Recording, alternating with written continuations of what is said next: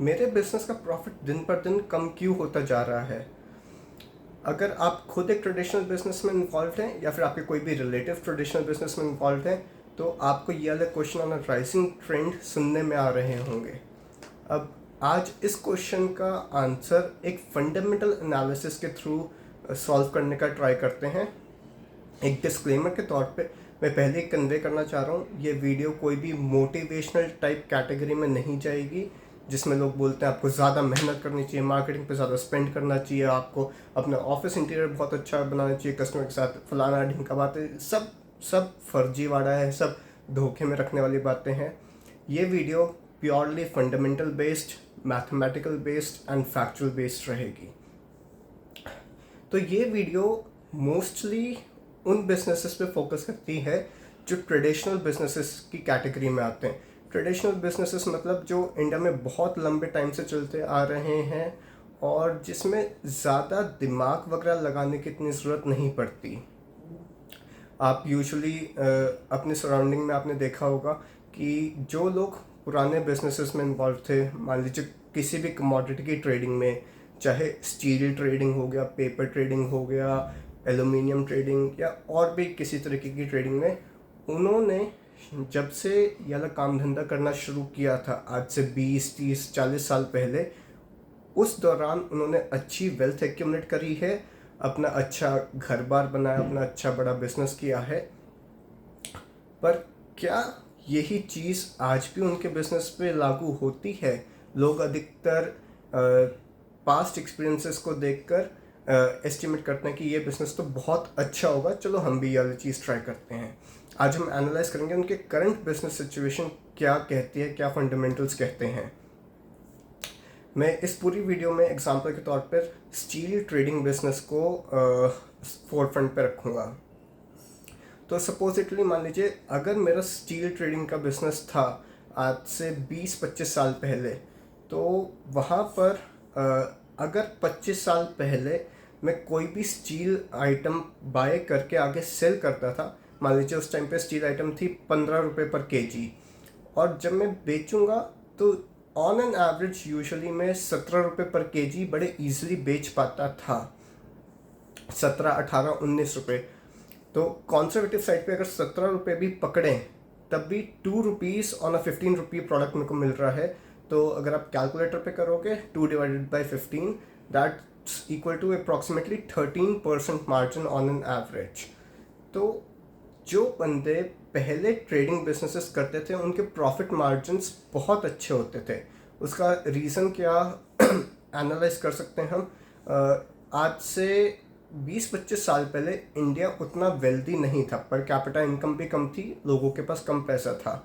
और ये जितने भी बिजनेसेस होते हैं ट्रेडिशनल बिजनेस, इसमें इनिशियल कैपिटल इन्वेस्टमेंट अच्छी खासी लगती है।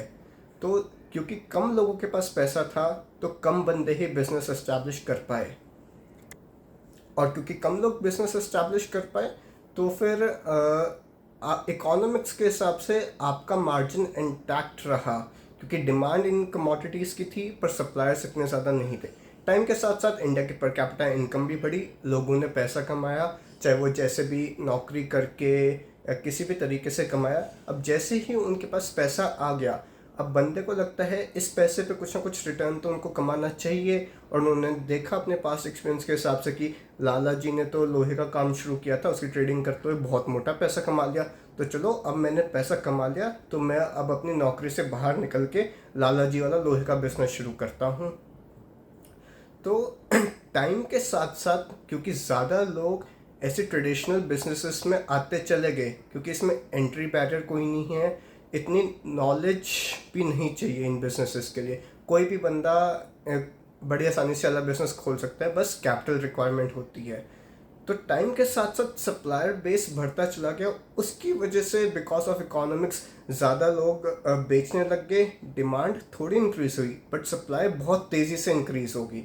तो इकोनॉमिक्स की वजह से रेट्स, आपका जो सप्लायर मार्जिन है वो तेज़ी से नीचे श्रिंक डाउन होते चले गए।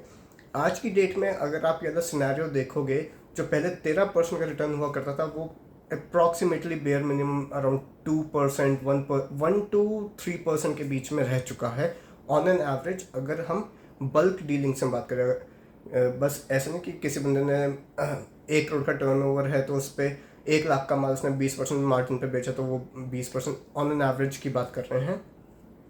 तो इस वजह से ये मार्जिन्स डिक्लाइन होते चले गए, और आज की डेट में क्योंकि ये मार्जिन अराउंड 1 to 3% ही रह गए, ऑन एन एवरेज 2% रह गए हैं, तो इस वजह से ये वाले बिजनेस इतने सस्टेनेबल भी नहीं बचे हैं। अब 2% मार्जिन में भी कोई भी बंदा बोल सकता है कि 2% मार्जिन है, अगर मैं मटेरियल को हर महीने रोटेट भी करूं तो 2 into 12 = 24% मार्जिन में पर एनम कमा लूँगा। ये तो बहुत बड़ी मार्जिन है। इसके ऊपर भी दो लॉजिक्स हैं।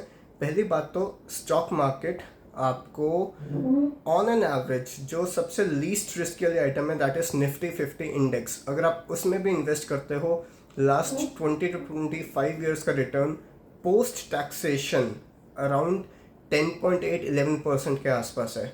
और निफ्टी 50 इन्वेस्टिंग में आपको क्या करना है, साल के शुरुआत में आपको केवल 1 या 2 दिन की मेहनत है, आपको थोड़ा सीखना है इन्वेस्ट कैसे करते हैं, और आपने अपनी सारी कैपिटल डिप्लॉय कर दी। उसके बाद आप पूरे 10 साल के लिए फ्री हो। आप अपना टाइम जैसे चाहे वैसे एंजॉय कर सकते हो, अपनी फैमिली के साथ टाइम स्पेंड कर सकते हो, अपने बच्चों के साथ, अपने दोस्तों के साथ, आपको काम की कोई टेंशन नहीं।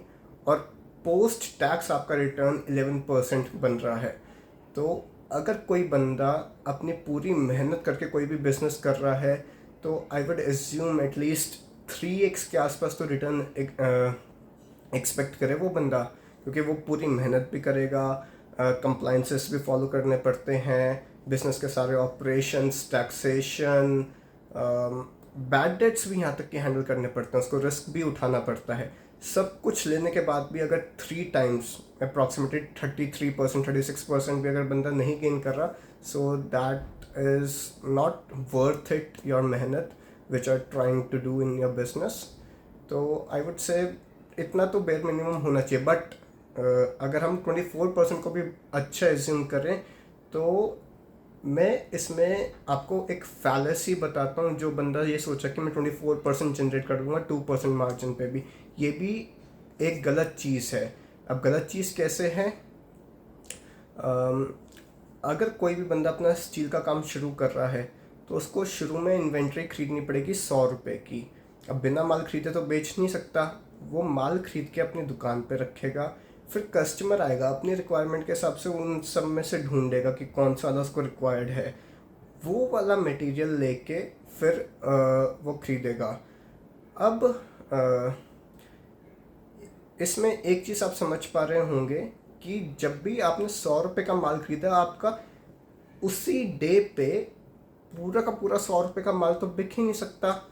इंडस्ट्री एवरेज भी अगर आप पकड़ेंगे, तो अगर आपने 100 रुपये का माल खरीदा, आपका अप्रॉक्सीमेटली 50 रुपीज़ का माल तो हमेशा आपकी दुकान पे पड़ा रहेगा, ताकि आप ऊपर वाला 50 का बेच पाओ, क्योंकि कस्टमर को हर बार डिफरेंट रिक्वायरमेंट रहती है। तो आपका हमेशा 50 रुपीज़ पे ही रिटर्न आएगा। तो अगर 50 रुपीज़ पर आपको 2% का रिटर्न आ रहा है, दैट इज़ इक्वल टू ₹1, और आपने कैपिटल डिप्लॉय कर रखे 100 रुपये, तो आपका नेट मार्जिन 1% का ही बनता है कैपिटल डिप्लॉयड पे। सबसे पहली फैलेसी तो ये है। इंडस्ट्री एवरेज के हिसाब से एक customer with in a month he exactly 1 month पे पेमेंट करता है। तो फिर अगर वो चीज़ साल में 12 बार ही रोटेट हो रही है, तो आपको हर महीने 1% का प्रॉफिट हो रहा है, साल के एंड में 12% बन जाएगा। पहले फैलेसी 24% चीज़ गलत होगी, 12% बनता है। अब 12% में भी मैंने बहुत सारी ऑप्टिमिस्टिक एजम्पशंस एज्यूम करी है कि आप जब भी माल लेके आओगे, उसमें आपको फर्स्ट डे पे ही माल मिल जाएगा जब आपने परचेस ऑर्डर दिया। कोई बीच में टाइम गैप नहीं आएगा कि हफ्ते भर ट्रांसपोर्टर ने लगा दिया आपका दूसरी स्टेट से माल आपकी स्टेट में पहुंचाने के लिए। तो वो चीज़ भी ज़ीरो कर दी मैंने। दूसरी असम्पशन, कस्टमर आपको टाइमली पेमेंट करेगा। ये भी बहुत बड़ी असम्पशन है जो कि रियल वर्ल्ड में फॉलो नहीं होती है। तीसरी असम्पशन, आपके बैड डेट्स ज़ीरो रहेंगे।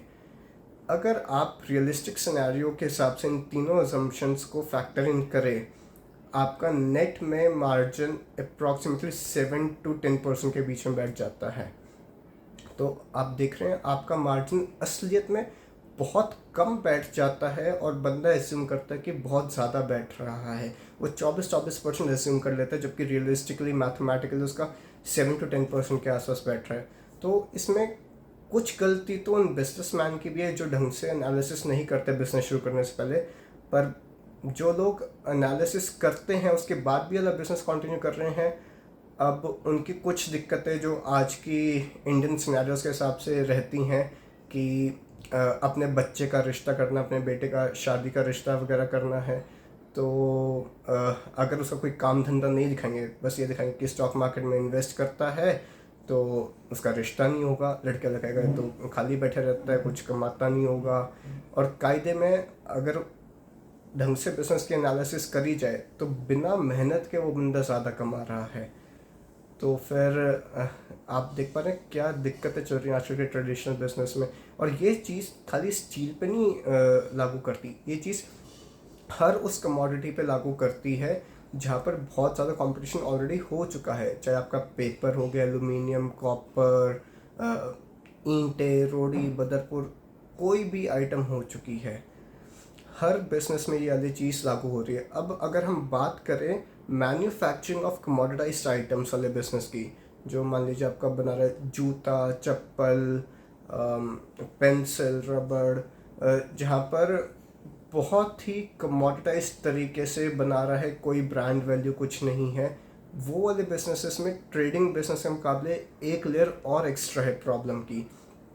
अभी मैं बताया ट्रेडिंग बिजनेस लोहे का जैसे साल में 12 बार ही रोटेट कर पा रहे पैसा, वो वाले मैन्युफैक्चरिंग बिजनेसेस साल में और कम बार पैसा रोटेट कर पाते हैं, क्योंकि उनको working inventory, work in progress वाली इन्वेंट्री और लेके चलनी पड़ती है। अब ये थोड़ी टेक्निकल टर्म्स हो जाएगी, थोड़ी लंबी वीडियो हो जाएगी, तो ये चीज़ हम फिर कभी डिस्कस कर लेंगे। बट आपको चीज़ देखनी पड़ेगी कि ट्रेडिशनल बिजनेसेस टाइम के साथ साथ ख़त्म होते जा रहे हैं। जो मैन्युफैक्चरर्स हैं वो खुद कस्टमर तक डायरेक्टली भी बेचने लग गए आजकल। जैसे आपने देखा होगा बहुत सारे D2C business, direct to consumer businesses भी बहुत सारे चलने लग गए हैं। तो बीच में ये जो 2% का प्रॉफिट मार्जिन ट्रेडर खा रहे हैं वो भी वो लोग एलिमिनेट करना चाह रहे हैं। तो टाइम के साथ साथ और डिफ़िकल्ट होते चलेंगे ट्रेडिंग बिजनेसेस और ट्रेडिशनल बिजनेसेस। तो आई होप यू अंडरस्टैंड। और ये वाले एनालिसिस के बाद आप अपने बिजनेस में और अच्छे से एनालिसिस करिए कि आपके बिजनेस में क्या चीज़ ठीक है, क्या चीज़ कमी है, क्या आपके बिजनेस सही में प्रॉफिटेबल बन सकते हैं। मैं ये नहीं कह रहा कि 100% ट्रेडिंग बिजनेसेस बेकार होते हैं। अप्रॉक्सीमेटली 4-5% ऑफ द इंडस्ट्री अच्छे कर रहे होते हैं, वो ये वाली चीज़ समझते हैं। तो फिर आपको अपनी मैथमेटिकल कैलकुलेशन के हिसाब से अपने बिजनेस में एनालाइज करनी पड़ेगी कि आपका टर्नओवर कितनी बारी हो रहा है, आपका एवरेज प्रॉफिट मार्जिन कितना है, और एक दो वेरिएबल्स और आपको कैलकुलेट करने पड़ेंगे। आपके बैड डेट्स, आपका लेट इन क्रेडिट साइकिल, आपकी क्रेडिटर्स की पेमेंट कैसे चल रही है। आजकल के बिजनेसेस में ना मेन बात ये होगी, पैसा कमाने के लिए आपको थोड़ा टेक्निकल चीज़ें सीखनी पड़ेगी। आप अगर सोच रहे हैं जैसे 20 साल पहले धंधा होता था बिना कोई दिमाग लगाए, उन बिजनेसेस में आज बहुत ही नामात्र सा मार्जिन बचा है। मतलब स्टॉक मार्केट जो निफ्टी 50 बेसिक इंडेक्स है, लीस्ट रिस्की इन्वेस्टमेंट वाला इंडेक्स, वो ही आपको पोस्ट टैक्स अप्रॉक्सीमेटली 11% दे रहा है बिना मेहनत के। तो ट्रेडिशनल बिजनेस करने का फ़ायदा नहीं बचा है कायदे में। अगर आपको करना है, आपको लग रहा है कि आप इस पर अच्छी return on equity, return ROE generate कर सकते हैं, तो फिर आपको डीप डाउन एनालिसिस करना पड़ेगा। नहीं तो आपको थोड़ा सा माइंड फोकस शिफ्ट करना पड़ेगा, कोई और काम धंधा ढूंढना पड़ेगा। क्योंकि अगर आप ऐसे ही चलते रहे, आप खुद ही अपनी वेल्थ डिस्ट्रक्शन की तरफ चलोगे। और मैं तो आपके भले के लिए ही आपको बता रहा हूँ। बाकी आप एनालाइज करिए, आपको ठीक लगता है तो आप कंटिन्यू करिए। Thank you.